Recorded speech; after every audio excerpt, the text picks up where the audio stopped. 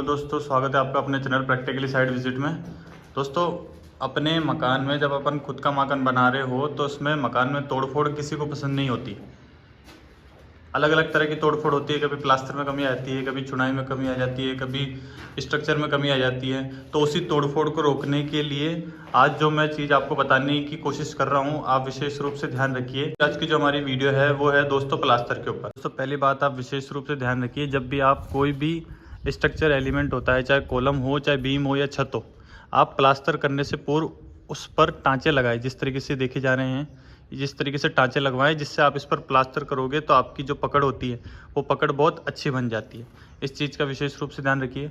दूसरी बात, जब भी आप कॉलम और दीवार के बीच में या कोई भी स्ट्रक्चर हो, गोल कॉलम हो या स्क्वायर कॉलम हो, इन दोनों के बीच में जो ये गैप आता है, इस गैप में आप मुर्गा जाली लगाएं। मुर्गा जाली विशेष रूप से इसलिए होती है बॉन्डिंग बनाने के लिए, जिससे क्रैक नहीं आता। क्योंकि दीवार को अलग करने के लिए जॉइंट्स जो अलग होते हैं, उन जॉइंट को मजबूत करने के लिए मुर्गा जाली लगा दी जाती है। फाइबर की भी होती है, लोहे की भी होती है, वो आप मुर्गा जाली लगवा सकते हो। ठीक है दोस्तों।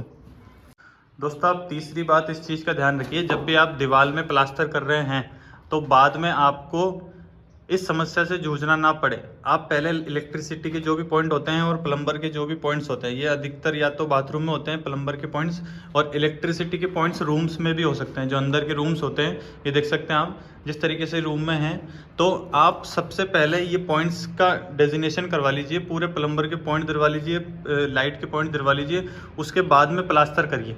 जिससे आपको, अगर आप पहले प्लास्टर कर देते हो तो आपको बाद में फिर झिरी काटनी पड़ेगी, और झिरी काटने के बाद उसकी रिपेयरिंग करनी पड़ेगी। और जब आप उस पर पेंट कर दोगे तो उसमें क्रैक आएगा, क्योंकि उसकी तराई नहीं होती रिपेयरिंग की। प्लास्टर की तो फिर भी हम तराई कर देते हैं, लेकिन रिपेयरिंग की तराई नहीं होती, तो उसमें 110% आपकी उसमें क्रैक आएगा। तो उस समस्या से जूझना ना पड़े, उसके लिए आप पहले इसमें चुनाई जब होती है, चुनाई में इलेक्ट्रिसिटी पॉइंट और ये प्लम्बर के पॉइंट के ये चीज़ें करवा लें, उसके बाद में प्लास्टर कराएं। ठीक है दोस्तों। चौथी बात, आप इस चीज़ का ध्यान रखिए, जब भी आप प्लास्टर करें तो प्लास्टर की जो थिकनेस होती है, ये देख सकते हैं आप, थिकनेस 10 से 12 mm की होनी चाहिए। चाहे अंदर का प्लास्टर हो, चाहे बाहर का प्लास्टर हो, उसकी जो थिकनेस होती है वो 10 से 12 mm से ज़्यादा की नहीं होनी चाहिए। अगर 15 mm या 20 mm की होती है, 15 mm तक भी चल जाता है। लेकिन अगर 1 इंची प्लास्टर आता है, 20 mm होता है, 25 mm होता है या 30 mm होता है, तो वो ज़्यादा प्लास्टर होने की वजह से उसमें क्रैक की संभावना रहती है।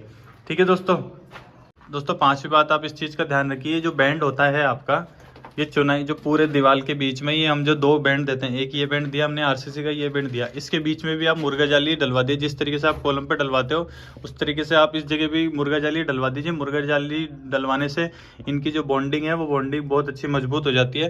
तो आप भी इस चीज़ फाइबर की लगवा सकते हैं। फाइबर की होती है जो पूरी लपेट करके और पूरा पट्टा बन जाता है, पूरा कवर्ड कर लेता है, पूरे जो जॉइंट होता है। इसमें जब दीवार पर लोड आता है तो दीवार पर लोड होने से ये अलग ना हो, इसके लिए इस पर मुर्गा जाली या फाइबर की हो या लोहे की हो, वो चला दी जाती है। ठीक है दोस्तों।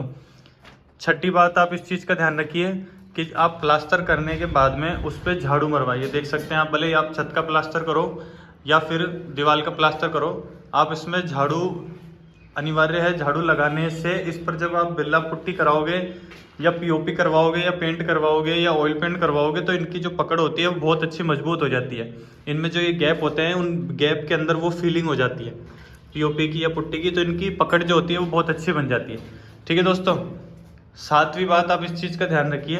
आप सातवीं बात इस चीज़ का ध्यान रखिए, जो भी आपके बॉक्स होते हैं, जो भी MS बॉक्स होते हैं, 3x2 के होते हैं, 3x3 के होते हैं या 2x4 के होते हैं, जो भी डिब्बियाँ होती है, जो आप देख सकते हैं ये डिब्बियाँ होती है, या फिर कोई भी आपका फैन बॉक्स होता है, ये देख सकते हैं आप, ये फैन बॉक्स है जो जिस पर पंखा लगा दिया जाता है। तो इन चीज़ों को प्लास्टर में हाथों हाथ ही क्लियर करवाएं।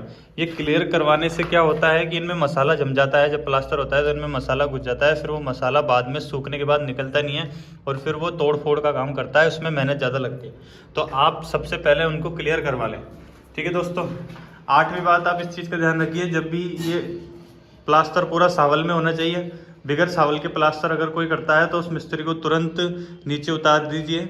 बिल्कुल इसमें कोई अनदेखी मत करिए, क्योंकि अगर प्लास्टर सावल में नहीं होता है तो उसके बाद में जो दीवार होती है वो टेढ़ी दिखती है, और टेढ़ी होने से उसकी संभावना, क्रैक आने की संभावना है वो ज़्यादा हो जाती है। ठीक है दोस्तों, इस चीज़ का ध्यान रखिए।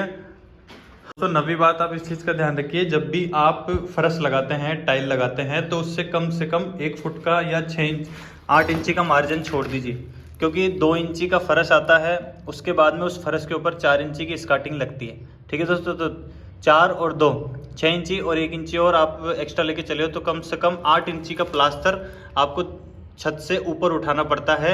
अगर आप इस पूरे को नीचे ले लेते हो तो इसकी जब फर्श लगने के बाद में स्कार्टिंग लगती है और उसके बाद में जो प्लास्टर बचता है तो उसको तोड़ के उसकी रिपेयरिंग करनी पड़ती है। तो इसके लिए आप पहले ही सतर्क होके कम से कम 8 इंची प्लास्टर छोड़ दीजिए, उसके बाद में आपको कोई समस्या से जूझना नहीं पड़ेगा। ठीक है दोस्तों, ये जिस तरह के मैंने आपको पॉइंट बताए हैं, आई होप आपके समझ में आए होंगे। आप अपना मकान बनवाते हैं तो मकान एक ही बार बनता है, दीवार भी एक ही बार बनेगी, प्लास्टर भी एक ही बार होगा। हम ये नहीं चाहते हैं कि आपके मकान में तोड़ फोड़ हो, उसीलिए हम यही कोशिश करते हैं कि आप जितना सतर्कता से अपने मकान में काम करवाएं, क्योंकि पैसा एक ही बार लगेगा आपका, और अगर तोड़ फोड़ होती है तो पैसा दोबारा लग सकता है। ठीक है दोस्तों, तो आपसे रिक्वेस्ट है, आप अगर आप काम करवाते हैं तो इन चीज़ों का विशेष रूप से ध्यान रखिए। अगर वीडियो अच्छी लगे तो हमारे चैनल को लाइक शेयर एंड सब्सक्राइब जरूर करिए।